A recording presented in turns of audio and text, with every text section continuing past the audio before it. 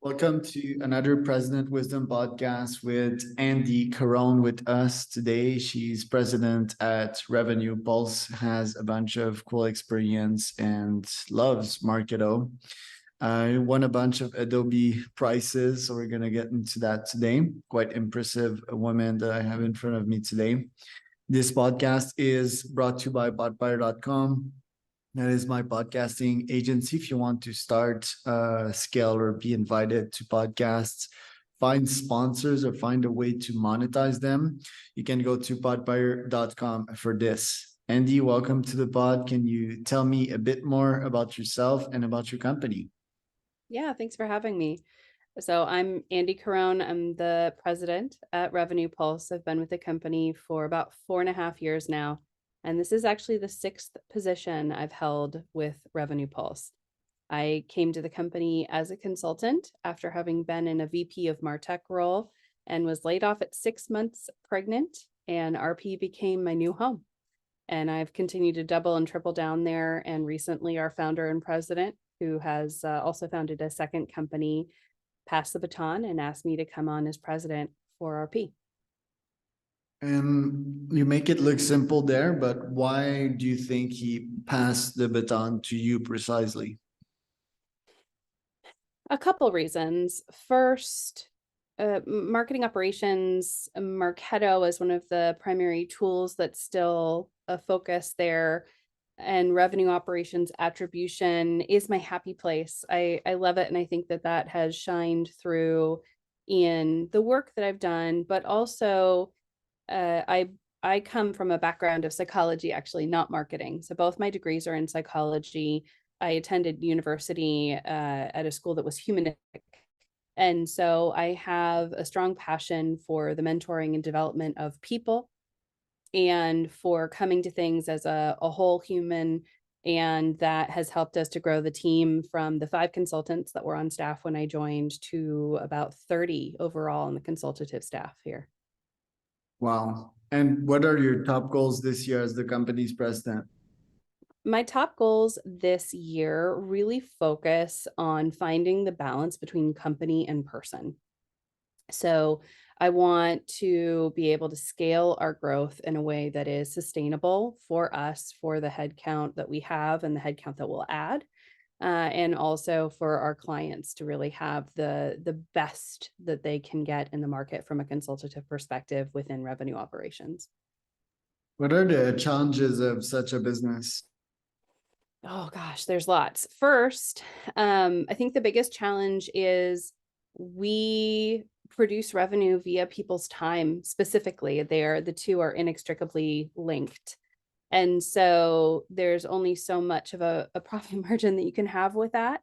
And so one of the biggest focuses for me has been looking at AI enrichment to automate processes that are tedious, time consuming, or can be simplified by layering in that AI utilization and resourcing to free up our staff's time for more interesting, experimental, fun, cool things that help drive the business forward and themselves as well. Right. And in the last couple of years with COVID and this year, the economy having slowed down, what have you seen change in the business? Well, we had an inverse impact from COVID. So when I joined the business in 2019, we were already fully remote. And in 2020, when I started to actually move into more of a leadership role within the organization, we had more business that we knew what to do with. Marketing had moved to a fully digital, experience out of necessity. There wasn't, the trade shows and the in-person things to fall back on. And so as such, our organization and our clients and counterparts within various companies were working triple time. They weren't, sitting quietly at home. They were busy, busy, busy. And, we've continued to be a remote organization. We've actually expanded. We're now with headcount in over 10 countries. And the thing that I have found with the economy being so variable is just that what worked last quarter, last year isn't going to work this next quarter, isn't going to work this next year. And I need to remain in that evolutionary mindset consistently. I can't become complacent. I can't sit still. I can't say, well, this has worked in the past, so it'll be tried and true now. What was true yesterday may not be true tomorrow. And so keeping that in the front, focal point is key. And how do you do your market research to keep up with these trends and try to foresee and test out your hypothesis to make sure that, yeah, you're not caught at some place where you don't want to be in the future? Yeah, well, sometimes I do get caught in places I don't want to be, right? That's the human experience. But, the nature of the marketer is to test, to beta test, to try 15 different things and see what works. And so I think of it kind of in the way that you would almost like in a mixing table with music, right? Where you've got all the different dials and I'll push one up to 10 and pull other ones back and down. And I flex with the feedback that I'm getting as we progress, whether that's how we're conducting, sales and marketing, or how we're working with our staffing, what our targets are for hours, or, what have you. Right. The team, how do you select your members and how do you evaluate their performance to make sure that they're up to pace? Yes. So when we're hiring, I look for three things in individuals that I bring onto the team. And that is a combination of curiosity, creativity, and an analytical mindset. Those three things tend to make the best consultants within the MOP space, or MarTech and revenue ops space larger. And I think that if they have the experience already, they have the chops in the platform, and they have those three, that trifecta, that they are going to do well within our organization. As far as performance goes, there's the qualitative and the quantitative, of course. One of my happy places is around data. So I've actually built a unified data set across our various time management, billing, sales systems into Tableau, where I can actually see exactly where we're billing to target on an individual and team basis on a weekly, monthly, or quarterly basis. And then also compare that against the demand we have for future contracts and let me know, or do we need to hire another headcount? Are we overstaffed? Do we need to be out there hunting for more business to make sure we have enough work for everybody? It's all a data-driven decision for me. I don't feel comfortable just gut check, right? That's how you end up in less than favorable situations. What about the front end of your funnel? How do you actually get your new clients?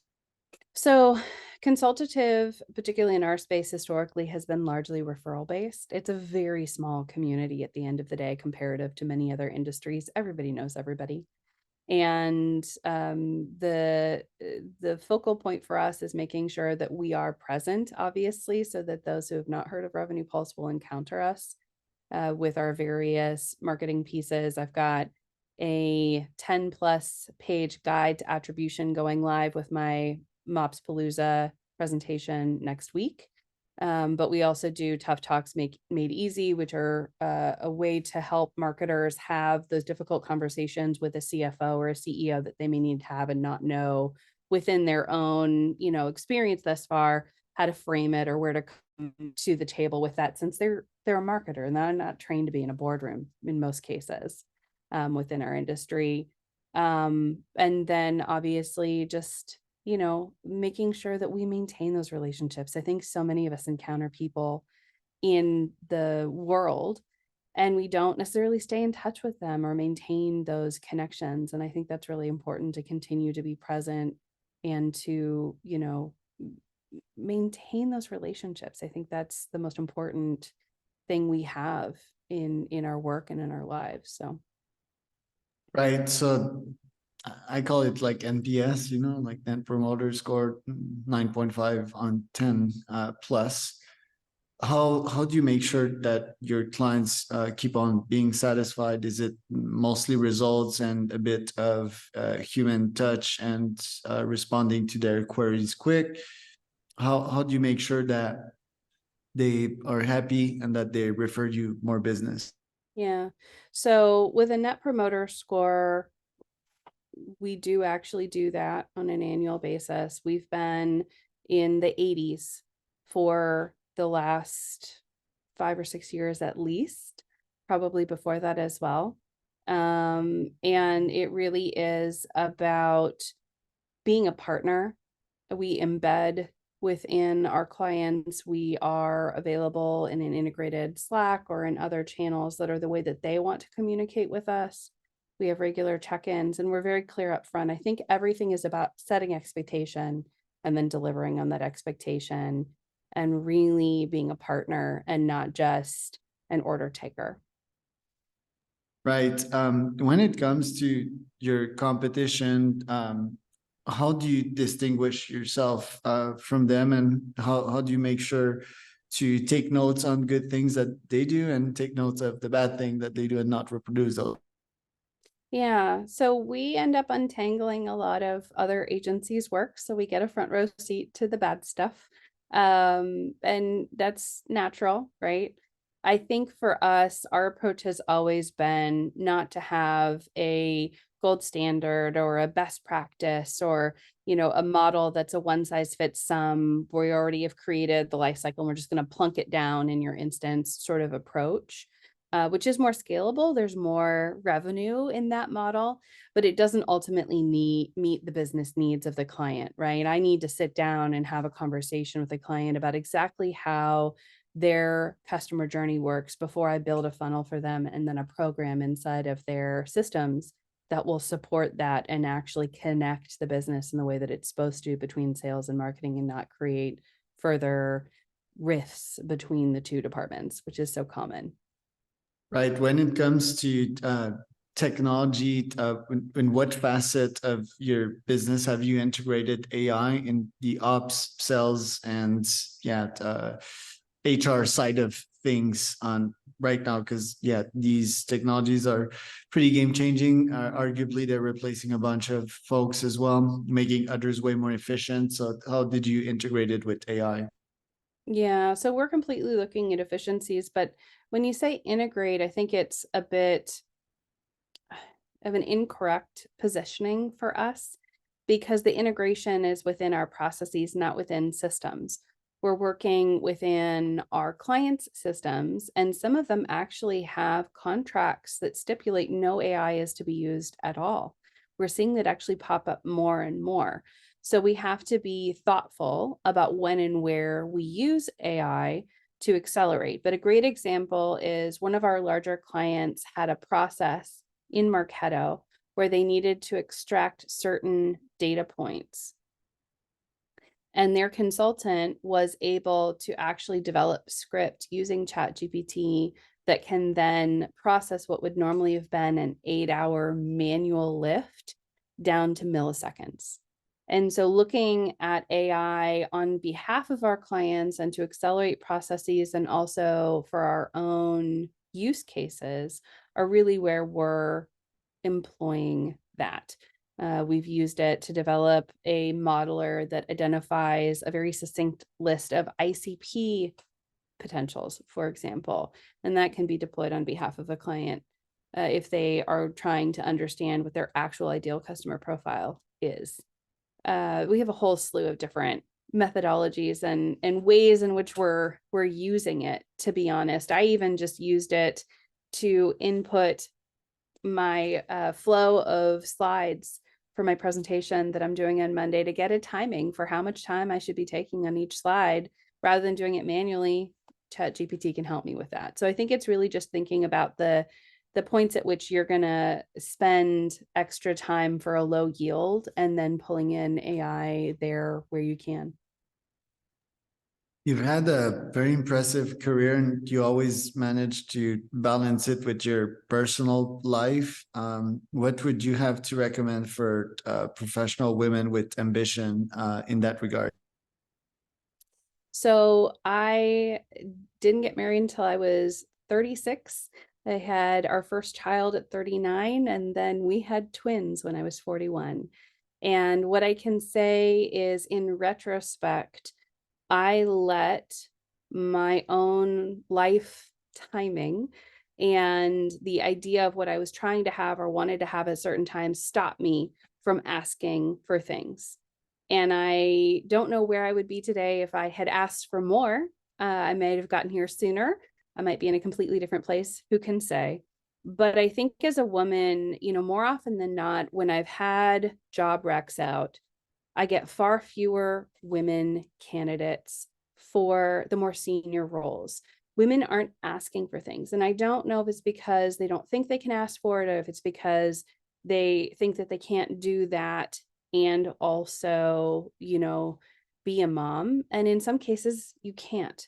I have an incredible amount of support to do what I do from my husband and from our nanny. And so I'm very fortunate in that sense. And not all women have that advantage. You can't have it all. Having it all, as one of my favorite comedians says, is like going to a buffet. Eating all of it is never a good idea. You don't walk out and go, that was a great decision, right? So it's not about having it all. It's about having balance and finding balance and 100% focus on whatever you're doing and finding a way for you to have that focus. I give myself 100% focus on my family when I'm not working. And when I'm working, I'm 100% focused on work, and making sure that I have that delineation and that I am aggressive about it, almost to say, hey, it's 5 o'clock. I may do some work after the kids are down, but right now is family time. I'm not online. I'm going to create that distinction. I think has been really important and has also garnered respect from clients and employers as well, because I have boundaries and I'm not willing to forfeit them for the business. If you want me to show up and bring all of my creativity and passion and intuition to the work that I do, I need to be able to recharge and be my full human self. And that means having time for myself, for my family away. What does your daily routine looks like? So I'm up in the morning. If I do not have early calls, I will take my son to preschool and spend a little time with him in the car. He loves conversation. We always give him a choice, radio or conversation. With mama, he always picks conversation. And then I may run a few errands if my first call is at 9 a.m. Come back, hop on calls. I'll probably be on calls straight through most days. If it is a Thursday, I go to therapy. I am a huge advocate for mental health and for really taking care of yourself. And then back to the grindstone until 5. Go spend time with the girls, see Charlie, do some puzzles, eat dinner with the family. We put the girls down with song and dancing every night. We play a folk lullabies thing and let them fall asleep to the dulcet tones of Puff the Magic Dragon. And then spend a little time with Charlie. He loves to read. So we'll say, what 2 or 3 books do you want for the night? And then lights out for him. And then I may do some extra work. I may listen to a podcast or an audiobook, which are 2 of my favorite sort of decompression things. If there's a show in particular that's got an episode out, I really want to see, like Loki's got another episode out tonight. I'm excited for that. I may do that with my husband. Occasionally we'll have a date night. And then, I rarely work in the evenings. I try to get it done during the day, but if I need to hop on and do something, I may do an hour or 2 of work and then close the computer, get a good night's sleep, wake up the next morning and do it all over again. Love it. Thank you for being so descriptive. It's really inspiring, Andy. So thank you for sharing that. The fact that, yeah, a lot of people think that having children at 35 is late. So that is really inspiring. And then the therapy is also very important to mention. I do therapy, I do coaching too, and I've been doing it for the past decade. It's more of an optimization thing, and yeah, that's a very great takeaway for the listeners. Where can people find out more about you? Definitely connect with me on LinkedIn. I'm always happy to have a conversation or a chat. And you can also find me at revenuepulse.com. And I'm Charles Cormier, host. That was another President Wisdom podcast with Andy Caron.